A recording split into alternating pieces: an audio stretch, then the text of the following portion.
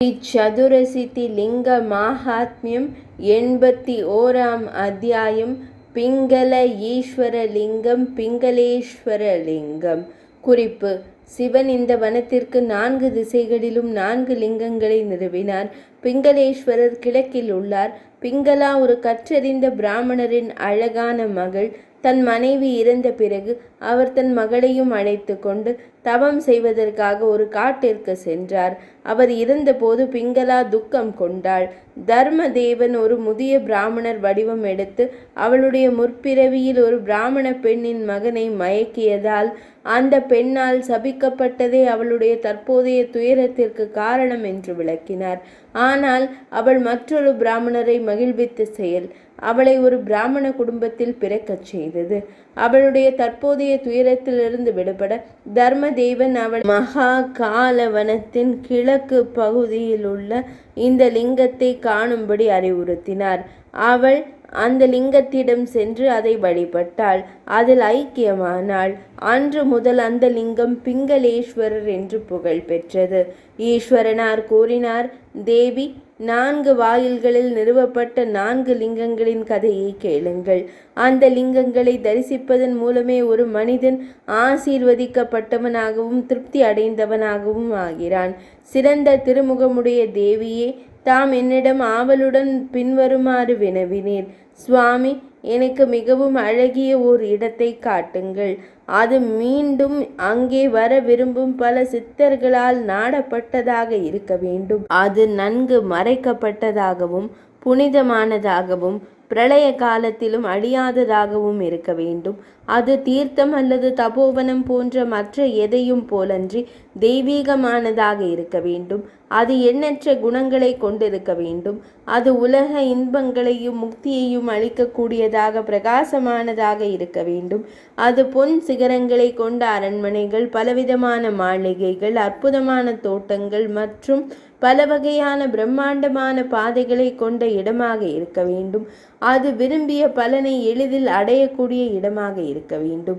அது சித்தர்கள், சாரணர்கள், கந்தர்வர்கள் மற்றும் கிண்ணறர்களின் உயர்ந்த குரல் பாடல்களால் எதிரொலிக்கும் இடமாக இருக்க வேண்டும். அது ஒரு புண்ணிய லோகத்திற்கு ஒப்பிடக்கூடிய இடமாக இருக்க வேண்டும். அது ஸ்வர்க்கத்திற்கே ஓர் ஆபரணமாக திகழ வேண்டும். இவ்வாறு அழகிய குகைகள் நிறைந்த மந்தார மலையில் வைத்து தேவியே என்னிடம் வேண்டிக் கொள்ளப்பட்டது. நான் மகிழ்ச்சியுடன் பதிலளித்தேன். அந்த நித்தியமான இடத்தை கேளுங்கள். அழகிய மகா காலவனம் ஸ்வர்க்கத்தை விடவும் இனிமையானது. அது ஒப்பிட முடியாத நற்குணங்களை கொண்டது. அது உலக இன்பங்களையும் முக்தியையும் அளித்து சிறந்து விளங்குகிறது. 3 உலகங்களிலும் அதற்கு இணையான மற்றொரு புண்ணிய ஸ்தலம் காணப்படவில்லை. முக்தியை விரும்பும் தேவர்கள், கந்தர்வர்கள் மற்றும் சித்தர்களால் சரணடைய தகுந்தது அது. உங்களை மகிழ்விக்கும் ஆவலுடன் நான் அதை ஒரு பொழுதுபோக்காக படைத்தேன். அது அழகிய ஜம்பு தீபத்தில் உள்ள அனைத்து தீர்த்தங்களுக்கும் திலகம் போன்றது. விரும்பிய பலன் எந்த முயற்சியும் இன்றி பெறப்படுகிறது.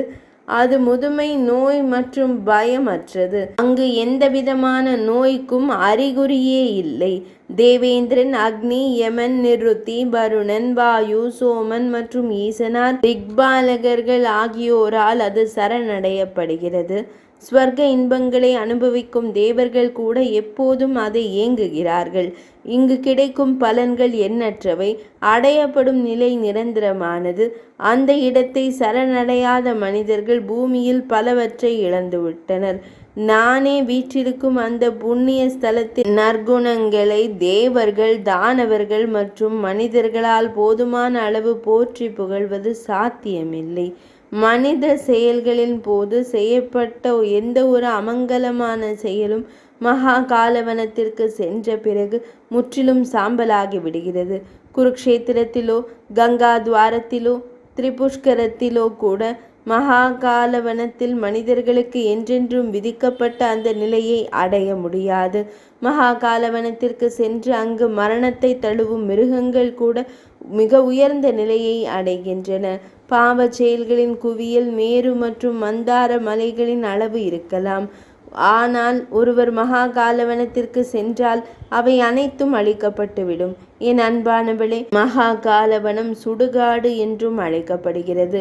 அங்கே பிரம்மதேவர் மற்றும் நாராயணனை தலைவராக கொண்ட மற்ற தேவர்கள், யோகிகள், சாங்கியர்கள், சித்தர்கள், சனகர் மற்றும் பிறர், இவர்கள் அனைவரும் மிகுந்த பக்தியுடன் என்னை வழிபடுகிறார்கள்.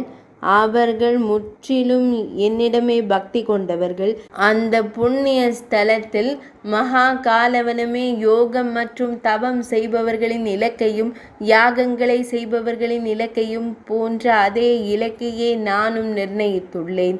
அங்கு நிலை பெற்று நான் அசையும் மற்றும் அசையாத உயிர்களை கொண்ட 3 உலகங்களையும் அளிக்கிறேன்.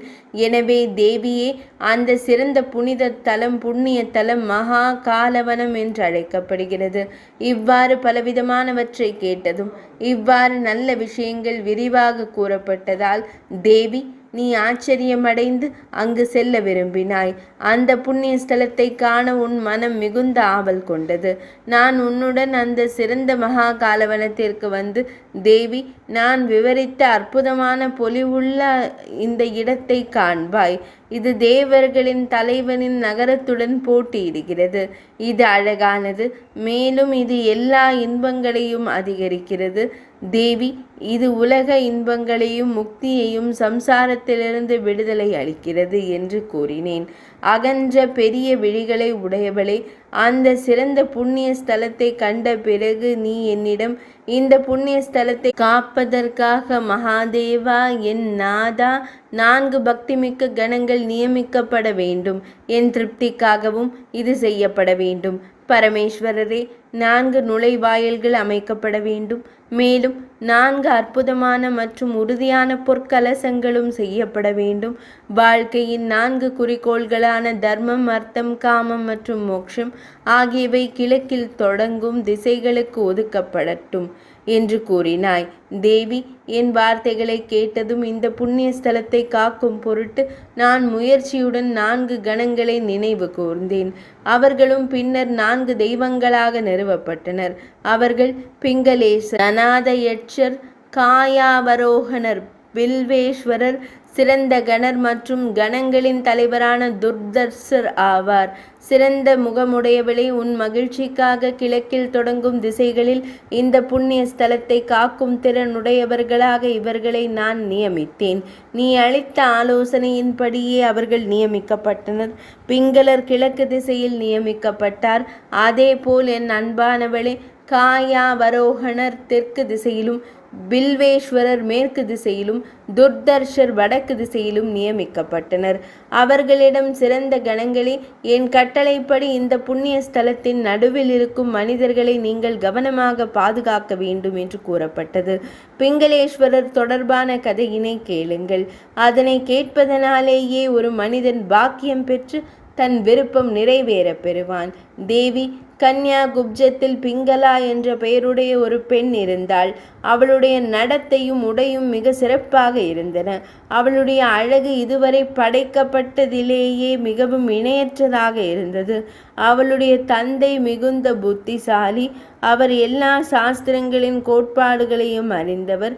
அவர் எப்போதும் தியானத்திலும் ஞான தேடலிலும் ஈடுபட்டிருந்தார். அவர் வேதங்களை சுயம்புவாக கற்றார்.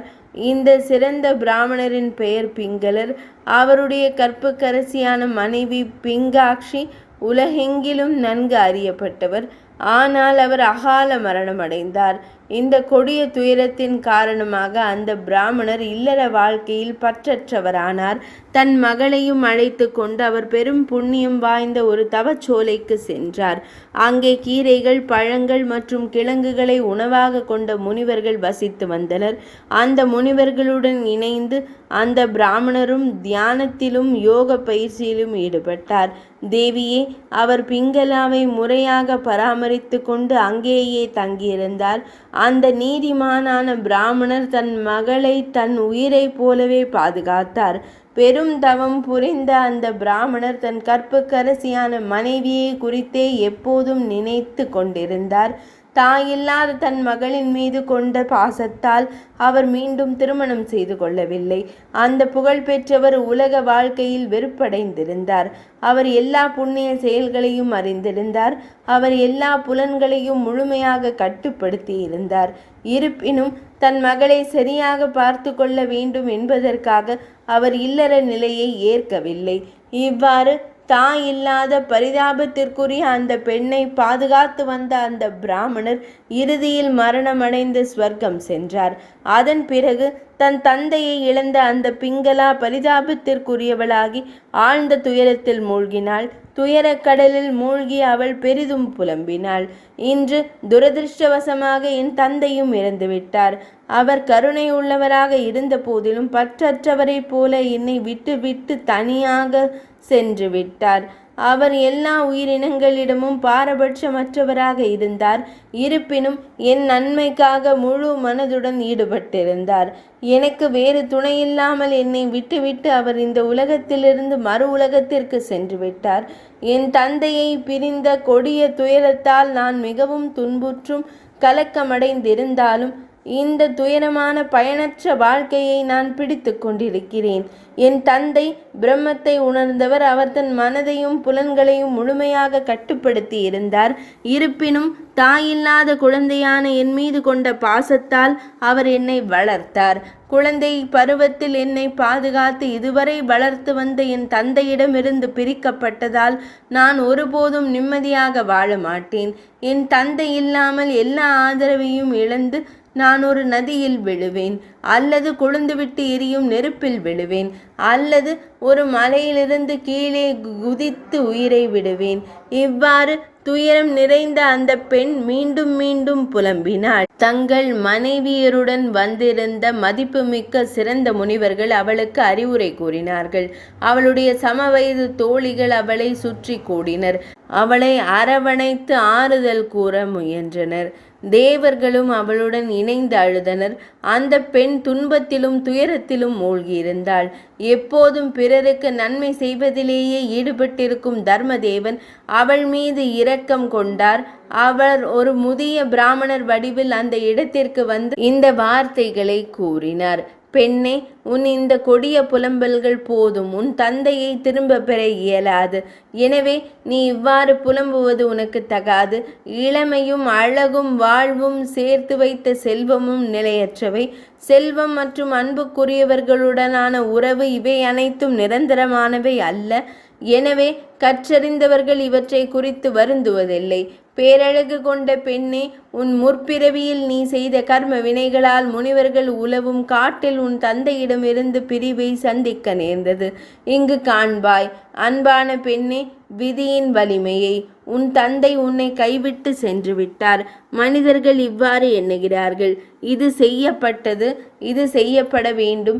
இது பாதி செய்யப்பட்டதும் பாதி செய்யப்படாததுமான மற்றொரு காரியம்.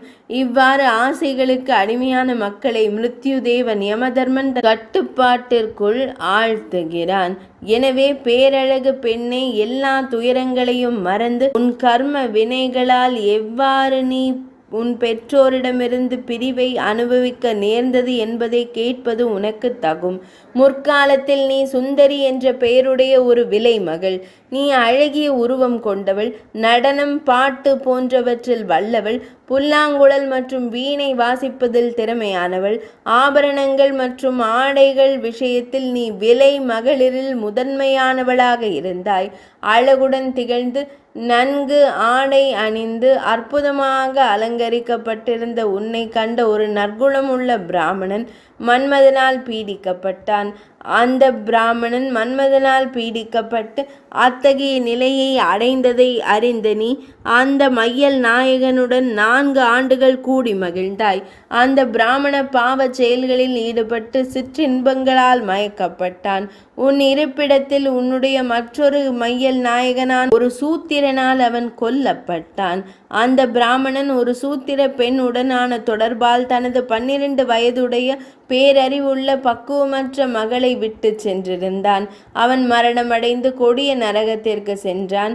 அந்த பிராமணனின் கல்விமானான தந்தையும் அளவற்ற துயரம் கொண்ட தாயும் தங்கள் மகனை பிரிந்ததால் வருந்தினர். அவர்கள் உனக்கு ஒரு கொடிய சாபமிட்டனர். தாய் கூறினாள், கொடிய செயல்களை செய்யும் பெண்ணே, என் மகனை மயக்குவதற்காக நீ மருந்து கொடுத்தாய். எங்களை பிரிப்பதற்காக அவன் வஞ்சிக்கப்பட்டான். அவள் உண்மையில் எங்களை பிரிந்து விட்டான். எனவே அடுத்த பிறவியில் அவன் கணவனில்லாத ஒரு துர்பாக்கியசாலியாக மாற வேண்டும்.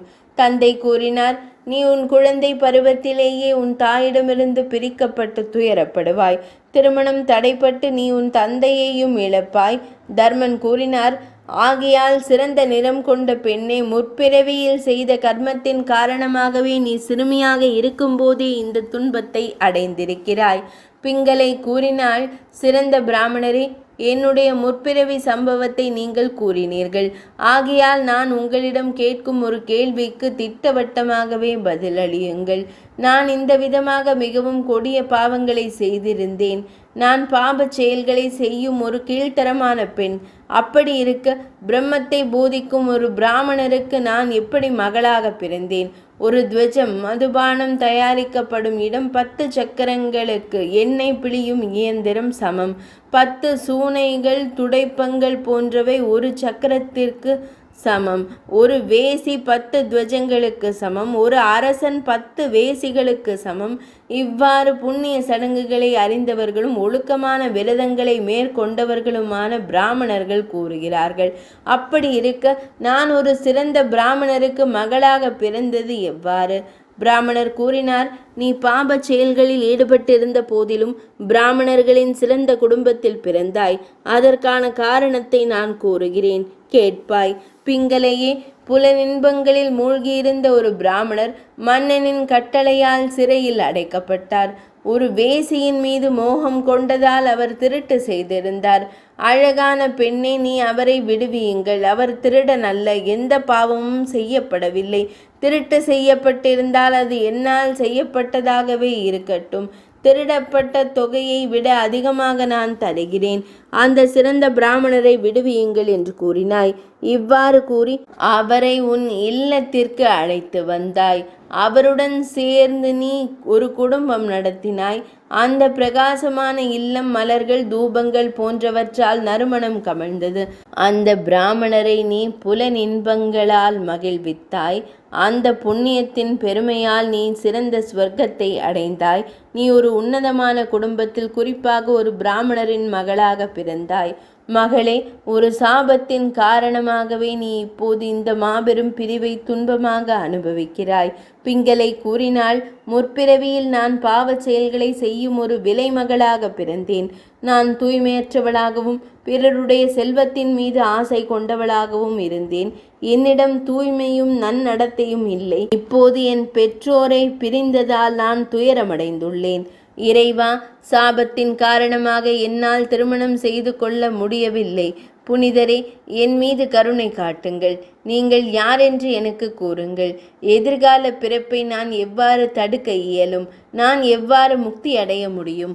நான் எவ்வாறு சிறந்த இலக்கை அடைந்து உலக பற்றுகளிலிருந்து விடுபடுவேன்? அந்தணர் கூறினார், நான் தர்மன்.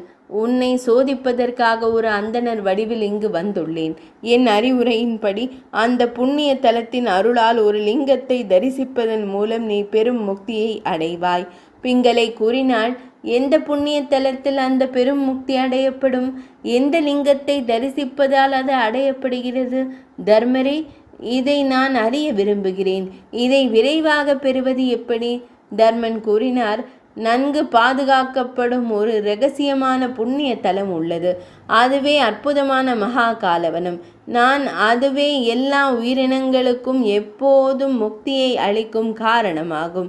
அந்த சிறந்த புண்ணியமான புனித தலத்தில் 1 யோஜனை தூரம் பரவியுள்ள அந்த பகுதியில் மகளே, முக்தியை அருளும் லிங்கம் ஒன்று உள்ளது. அது கிழக்கு திசையில் அமைந்துள்ளது.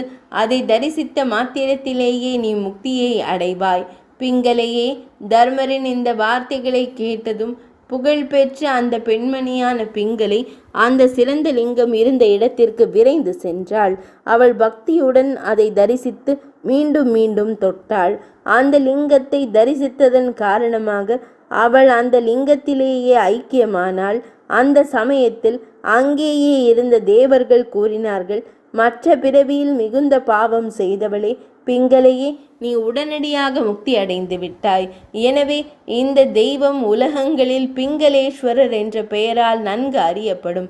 அவர் சந்தேகமின்றி பெரும் பாவங்களை அழிப்பவராக இருப்பார். கிழக்கு திசைக்கு சென்று பிங்களேஸ்வரரை தரிசிப்பவர்கள் சதக்ருத்துவால் ஆசீர்வதிக்கப்படுவார்கள். மனமகிழ்ந்து அவர் அவர்களை செவ்வனே வழிபடுவார். தேவர்கள் அவர்களுக்கு அனுகூலமாக இருப்பார்கள். அவர்கள் சந்தேகமின்றி ஸ்வர்க்கத்தை அடைவார்கள். அமராவதி நகரம் அவர்களின் கட்டுப்பாட்டிற்குள் வரும். அவர்களின் குடும்பத்தில் பக்தி ஒருபோதும் குன்றி போகாது. அது எப்போதும் செல்வச் செழிப்புடன் விளங்கும். புண்ணிய செயல்களை செய்பவர்களின் கட்டுப்பாட்டில் உலகம் இருக்கும். சந்தேகமின்றி பித்ருக்கள் நிரந்தரமாக திருப்தி அடைவார்கள். பிங்களேஸ்வரரை செவ்வனே தரிசிப்பதன் மூலம் 1000 அஸ்வமேத யாகங்களின் புண்ணியமான சொல்லப்பட்ட பலனை முழுமையாக பெறுவார்கள். பிங்களேஸ்வரரை தரிசிப்பது இந்த புனித தலத்தில் உள்ள இரகசியமாகவோ அல்லது வெளிப்படையாகவோ வெளிப்பட்டிருக்கும் அனைத்து லிங்கங்களையும் வழிபட்டதற்கு சமமாகும்.